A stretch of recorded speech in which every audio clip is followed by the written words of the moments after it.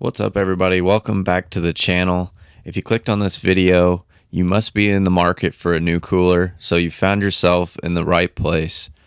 Today I'm going to be reviewing the Yeti 65 cooler. This is the Tundra series, and I'm going to do an ice test here at the end and give you a better idea of my opinion on the cooler as a whole and how it performs. So I'm going to quickly break down the Yeti Tundra 65. We won this cooler a couple of months ago in the Sitka Diverge 12 photo contest, and we didn't get to pick the color of it.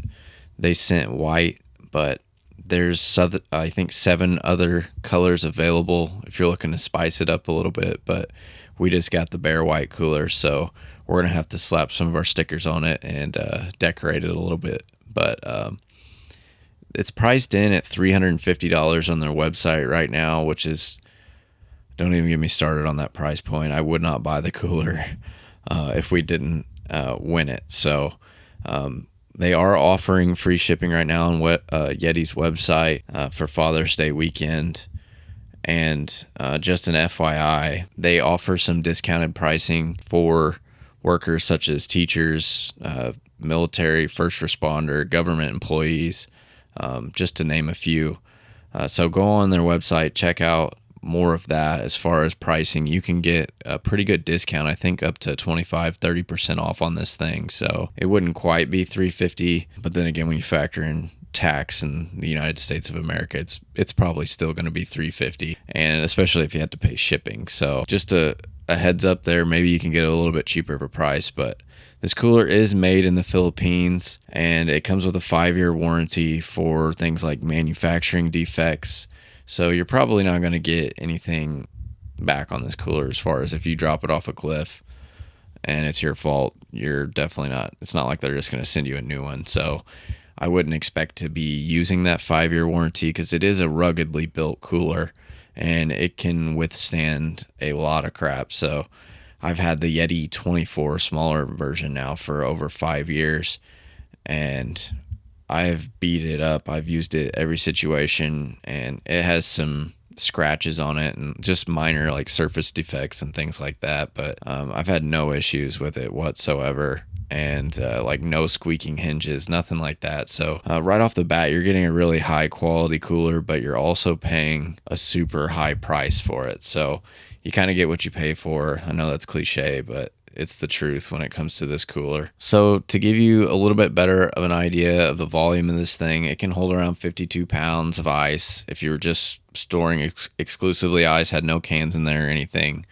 Or you can get up to like 42 cans if you have a 2-to-1 ice to can ratio, which I'm still not sure exactly how that works out, what that exactly means. But if you know, go ahead and explain it in the comments below. And I wanted to go ahead and pull out a few other coolers. That way you could get a size comparison. You've got the Yeti 24 over there in charcoal. You've got a Canyon 45. And then we've got the Yeti Tundra 65 that we're reviewing, and you can see that this thing is quite a bit bigger than both of those other 2 coolers, which is expected because it holds more volume. One thing to mention is it's pretty typical in height for your standard cooler, like a 45, a 65. And the Yeti Roadie 24 is actually, I'd say, 1.5 to 2 inches taller. So that's just a little caveat there that I wanted to throw in there. If you have some size restrictions as far as height goes, you are a little bit shorter than the 24. But I have a lot of information. I know I've already talked about it on the Roadie 24. I've got a couple reviews up. I'll put a link in the description of this video if you want to check out that review, if you think that might be something more along the lines of what you need. But one thing I'd like to mention is that this is more of a tailgate sized cooler. It needs to ride in the bed of the truck is kind of what I mean by that. You could put it in the back seat of the truck, which is what I did here. And with a small car, you're probably not going to be able to fit it back there. If you do, nobody's going to be riding back there with it. But it would be very difficult when it's full of ice to get it back there. So it's kind of one of those things that you've got to have 2 people to carry around. And if you do throw it in the bed of your truck, it's got these barefoot non-slip feet, they call them, on each corner of the bottom the bottom corners of the cooler, and they do a good job of providing friction and keeping this thing from sliding around when you're making some crazy turns or unexpected stops. So those are a positive on the cooler. Now to look at some of the features on the cooler, some other features I should say. We'll start with the nylon rope handles. They're just as expected. They have nice, comfortable rubber grip on them, and they're plenty strong enough to hold the weight of the heavy cooler. I personally like to grab up under the roto mold, plastic on it. They've got some like recessed handles in there that give you a little bit more of a rigid grip and keeps the cooler from, sliding around all over the place, or not sliding, but swinging around and hitting you in the back of the ankles, things like that. So I like to grab it up under the, with the recessed handles. And like I said earlier, it's going to take two people to carry it. It's that heavy. I'm guessing somewhere in like the 100 to 150 pound range. I was able to lift it by myself, but I felt a little bit of strain there in the back of my neck. Next is the Vortex drain plug. Extremely simple to operate. It's threaded, so you just literally screw it in, screw it out. You can do it with one hand. I haven't had any leakage issues on it, so that's all we'll cover there. And to open and close the cooler, you got super simple, just rubber, I think they call them T-Rex latches on this. Once again, you can use one hand and open, close it with no problem. And I even had way too much ice stuffed in it here. You'll see in a minute, but that had those handles stretched out quite a bit further than they need to be. But it did a really good job of still holding the lid in position, and it handled it like a champ. So the cooler also features a tie-down slot on each side of the cooler that you could use a ratchet strap in or something like that to put it in the back of a side-by-side or in a boat or a big boat, I would assume. We don't really carry this one on our bass boat. It's just takes up a little bit too much space in the back, and it's very heavy. It's something that would be harder to take off. It's that heavy, so it'd be harder to take off with it loaded down in your back. The last feature I'll quickly discuss is the rubber gasket that seals the lid down. Yeti on their website claims that this is a freezer quality seal, and that's kind of what I would hope out of it, being that much money. So I haven't seen any signs otherwise that it's a faulty seal or anything, and other Yeti products that I've had, the seal seems like it does its job. So now for the ice test. I threw in 38 drinks that were pre-chilled and was able to get around 32 to 35 pounds of ice in the cooler for the test. I overstuffed the cooler, so if you're taking this thing out for the first time, keep in mind you don't have to pour ice all the way up to the top. Leave maybe an inch at the top so that the lid actually can fit down inside the cooler and get that good seal. I ended up digging out a little bit and got the latches shut, and then a little bit of ice had melted by the time I got back, and that sealed the lid completely. Alright, so it's been right at 12 hours. You can see some of that ice melted off the top, and we got a better seal up here. I'm going to go ahead and open it up and see what we've got here. So it looks like around the edges we've got like a nice block forming almost. That's pretty solid right there.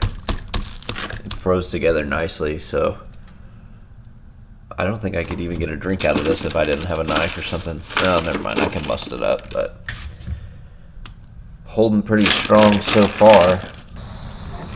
Alright, so day 2 of the ice test. I just took this to a Memorial Day cookout, had it out in the sun quite a bit, got in there a few times. Looks like we've got a big old chunk of ice there at the top. We've got some around the edges that's melted down, but so far so good for day 2. We'll give it another run tomorrow. Alright, day number 3 of the ice test. Open it up here and see what we got. Looks like we've melted some around the edges. We still got this nice block here in the middle. But so far it looks like it's holding up pretty good. Alright, it's day number 4 of the ice test. Let's open it up and see what we've got here. Doesn't look like too much of a difference from day number 3. Still got a big solid chunk of ice here, and yeah, everything's still doing pretty good. Here we go. It's time for day 5 check in. See how much ice we've got left. And it looks like we've got a lot of water around the edges, actually. A little bit of ice here. Decent sized block still. I'm going to go ahead and consider that still good. So I think 5 days to 5.5 days is going to be what we're going to get out of this thing. We'll check back in tomorrow. All right, there we are. Completely melted. You can see the water line up here is probably about 55-60% of the total volume of the cooler. So that's what it melted down to. I don't know that that's important or not for anybody, but overall the cooler did pretty well. I would say it was right at expectations. I think with a little bit better ice, I think you could have got 6 or 7 days out of it if the conditions were right. All right, to wrap things up here, I'd like to list some of the pros and cons. I'll start out with some of the cons on the cooler. And first and foremost, it's not made in America. That's a little bit of an issue for me. I wish it was made here. Secondly, I'm going to come out right now and tell you that I would not purchase this thing for $350. If we wouldn't have won this thing, I wouldn't have had it. It's just way too much for somebody to spend on a cooler like this, especially when you could go out and look at other brands and probably get them for 40 to 50% cheaper, maybe even cheaper than that. So if you got like a big event like a wedding or something where you need a big high volume cooler, I would recommend probably going to Walmart and looking Igloo, something like that, and not getting burned by this thing if you're only gonna need it, once or twice. So just way too expensive. I know that inflation, and manufacturing prices have gone up, but I would like to see the profit margin on this because I think it's pretty high. And another big con for me is the heaviness of the cooler. And this one's just kind of a personal preference, I'd say, because whenever you're talking about coolers that are 65 coolers and above, it's going to be heavy no matter what whenever you put ice in there. But I'm thinking there's lighter coolers out there if that's a big issue for you. So that's kind of why I just prefer the 45, and I really like the Roadie 24, but that's a personal preference thing. And the last con I'd like to touch on is that Yeti claims and kind of advertises this thing to be bear proof. I'm not saying that it's not bear proof, but when you go on their website and look at what makes this thing bear proof, you've got to have the master locks on both sides of the cooler, and Yeti sells that as an accessory to the cooler for another like $30 or $50 or something. So why would you advertise it as bear proof and put a stamp on it and then not include the actual products that make it bear proof? So that kind of rubs me the wrong way, and I wish that they would cut down on their profits a little bit and include the master locks with it, or at least put something on there that says capable of being bear proof. So it's a little bit misleading there, a little bit of false advertisement, but I'll go ahead and move on to the pros. First of all, it's an attractive cooler. You can pick this thing out, it's the ones you're always seeing walking through a sporting goods store or something. You're like, man, that's a good looking cooler. So to say that you're not attracted to it, it's hard to resist. It's a hard cooler to resist. I'm just going to put it out there. But another big pro to it is the durability. This cooler would literally last me the rest of my life if I wanted it to. I would never have to buy another cooler. So if you look at it like that, then that 350 over 60 years or more, it's not that bad anymore. But especially when it might have a little bit of a resale value on it. But yeah, the durability is incredible. I've never had squeaky hinges or issues with the seal. The outside gets scratched up a little bit, but with the white color, you're not going to see a whole lot of it. But durability is definitely way up there, top of the line, and another one of those you get what you pay for type of things. And just the parts on it are quality parts, and I don't see any issues ever coming from durability. Lastly, the performance of the cooler when holding the ice, it was right up there where I expected it to be. And in the best case scenario, I think I could have got another day or two out of it for sure, especially if I packed like the Yeti ice accessories that they sell. And I was just super impressed with it. It's got the 2-inch thick insulation on the side walls, and there's definitely no question that it's a very high performing whenever comparing it to other coolers and how long it can hold ice. So there's no question there that it's up at the top when it comes to ice retention. So all in all, I would say that I wouldn't purchase the cooler unless I had a gift card that knocked quite a bit of the cost off, or like 40% off or something like that. We just got lucky and had this thing sent to us, so I wanted to get the review out there and let you guys know what I thought about it. So if you're somebody that can afford this thing, go out, get it. It's a great cooler.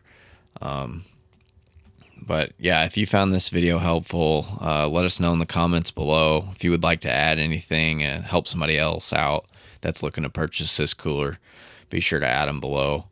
Be sure to subscribe, like the video, share the video, and I hope you have a good day.